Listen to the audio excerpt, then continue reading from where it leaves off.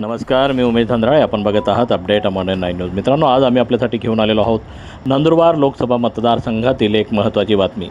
नंदुरबार लोकसभा मतदारसंघ हा पारंपरिक काँग्रेसचा गड मानला जात होता, परंतु गेल्या 15 वर्षापासून या ठिकाणी भाजपनं बाजी मारली असून आता भाजपाकडून डॉक्टर हिना गावित यांना तिसऱ्यांदा उमेदवारी देण्यात आलेली आहे. तर दुसरीकडे गोवाल पाडवी यांनी काँग्रेसची उमेदवारी घेतली असून काँग्रेसकडून जोरदार प्रचार यंत्रणा राबवण्यात येत आहे.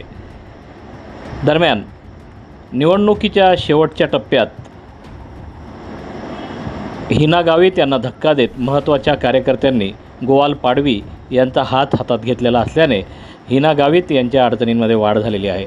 चला तर बघूया मित्रांनो, नेमका काय हा प्रकार आहे. अजूनही जर आपण आमचं चॅनल सबस्क्राईब केलं नसेल तर सबस्क्राईब जरूर करा. सोबत बेल आयकॉन दाबायला विसरू नका, म्हणजे आपल्याला रोजच्या रोज नवीन अपडेट्स आपल्या मोबाईलवर मिळू शकतील. भाजप उमेदवार डॉक्टर हिना गावित यांना धक्का, 2 बडे नेत्यांचा बंड मतांवर काय परिणाम करणार? नंदुरबार लोकसभा निवडणुकीच्या पार्श्वभूमीवर मंत्री डॉक्टर विजयकुमार गावित यांचे खंदे समर्थक माजी जिल्हा परिषद उपाध्यक्ष जयपाल सिंह रावल आणि अभिजित पाटील यांच्या बंडाने भाजपची चिंता वाढली आहे. नंदुरबार लोकसभा मतदारसंघाच्या निवडणुकीच्या आधी सूचना जारी झाल्यानंतर राज्याचे आदिवासी विकास मंत्री डॉक्टर विजयकुमार गावित यांना मोठा धक्का बसलाय. त्यांचे समजले जाणारे खंदे समर्थक माजी जिल्हा परिषद उपाध्यक्ष जयपाल सिंह रावल आणि शहादा कृषी उत्पन्न बाजार समितीचे सभापती अभिजित पाटील यांनी आपल्या हजारो कार्यकर्त्यांचा मेळावा घेत आपली भूमिका जाहीर केली आहे. यावेळी शहादा तालुक्यातील सरपंच, उपसरपंच, विविध स्थानिक स्वराज्य संस्थेमधील सदस्य उपस्थित होते. शहादा विधानसभा मतदारसंघात 2019च्या लोकसभा निवडणुकीत भाजपा उमेदवार खासदार हिना गावित यांच्यासाठी अनुकूल होता. या ठिकाणी 1677 मतांचं लीड मिळून आला होता, परंतु यंदा 2 बडे नेत्यांच्या बंडाने मतांवर मोठा परिणाम होण्याची शक्यता वर्तवण्यात येते. नंदुरबार लोकसभा मतदारसंघामध्ये भाजप उमेदवाराच्या विरोधात अनेक नेत्यांनी बंड केल्याचं बोललं जात आहे. काहींचे खुले राजकीय डावपेच आहेत, तर काहींचे गुपित राजकीय डावपेच सुरू आहेत. यावर आदिवासी विकास मंत्री डॉक्टर विजयकुमार गावित काय राजकीय खेळी करतील याकडे आता सर्वांचं लक्ष लागू नये.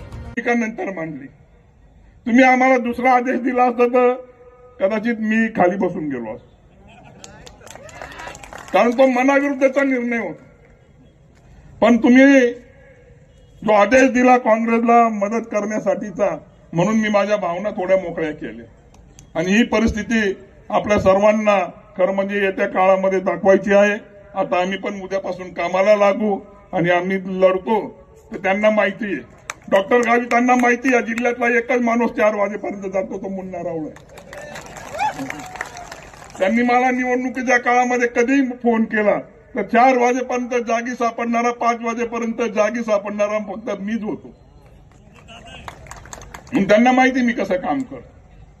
म्हणून तुम्ही आम्हाला आदेश दिला, परंतु मग आम्ही तुमच्या गावामध्ये येऊ तेव्हा लपायचं नाही, मग कारण आम्ही तुमच्या निर्णयामुळे पुढे आलेलो आहोत.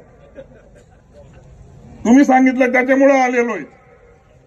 त्या वनिताताईंनी सांगितलं धनशक्ती, कारण तुमच्याच गावाच्या विकास कामामधनं पैसे गोळा झालेले आहेत आणि ते पैसे गोळा करण्यासाठी सामान्य कार्यकर्त्याला, सामान्य मतदाराला विकत घेण्यासाठी ते प्रयत्न होते. परंतु तुम्ही काय कांदे, बटाटे, टमाटे नाहीये, आम्हाला माहिती आहे. कारण मी या नंदुरबार या शहादा तालुक्यातल्या 3 मतदारसंघातून निवडून आलेलो आहे, ते बी वेगवेगळे.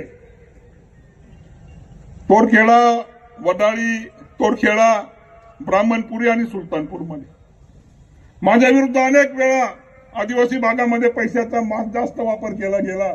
परंतु मला माहिती आहे लोक किती इमानदार आहेत, पैशासमोर झुकत नाही लोक. आणि म्हणून त्याचं पण जिल्ह्यातील मंत्री विजयकुमार गावित यांनी परिवाराच्या एकाधिकारशाहीला कंटाळून हा निर्णय घेतला असल्याचा दोघे दिग्गज नेत्यांनी सांगितलंय.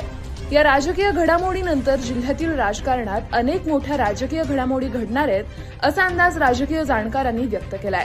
2019ची निवडणूक मला अतिशय चांगल्या पद्धतीने आठवते, जेव्हा सर्व दिग्गज नेते एका साईडला होते, सर्वजण विरोधात होते, तिकीट कापण्यासाठी दिल्लीपर्यंत चक्रा मारत होते, तेव्हा डॉक्टर गावित साहेब तुम्ही सुद्धा साक्षीदार आहात आणि जबाबदारीने बोलतो, ही नातांच्या तिकिटासाठी जर कधी तन मन धनाने जर कधी कोणी लढले असो तर ते आम्ही दोघं जण आहोत.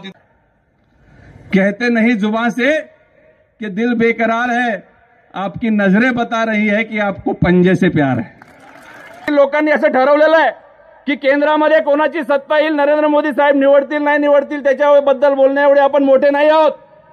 पण आदिवासी बांधव असेल, व्यावसायिक असेल, सर्वसामान्य शहादेकर तळोदेकर या नंदुरबार जिल्ह्याचे नागरिक असेल, यांनी आता यावेळेस ठरवलेलं आहे की यावेळेस कुठल्याही परिस्थितीमध्ये नंदुरबार लोकसभामध्ये डॉक्टर हिनाताई गावित यांना मतदान करायचं नाही. यावेळेस जर मतदान करायचं असेल तर जो सक्षम पर्याय आहे काँग्रेसचे ऍडव्होकेट गोवाल पाडवी यांना मतदान करावं लागेल. हीच वस्तुस्थिती आहे. केला तो 1,20,000 घेऊन गेला सर. 1,20,000 सर्वे साक्षीदार आहे. 1,20,000 घेऊन गेला. त्याच्यामध्ये टक्केवारीप्रमाणे 3,000 रुपये कमी होते. किती? तिथं एक ठेकेदार आला, त्यांनी 3,000 1,23,000 दिले त्याला कामामध्ये. ही सरपंचांची आजची परिस्थिती आहे. हा सरपंचांचा सन्मान आहे. आणि म्हणून प्रत्येक गावातल्या सरपंचाला माझं आवाहन आहे, जागे व्हा आणि तुम्ही हे तुमच्या गावामध्ये येणाऱ्या लोकांना धडा शिकवा. खरं म्हणजे ही निवडणूक पक्षाची नाही.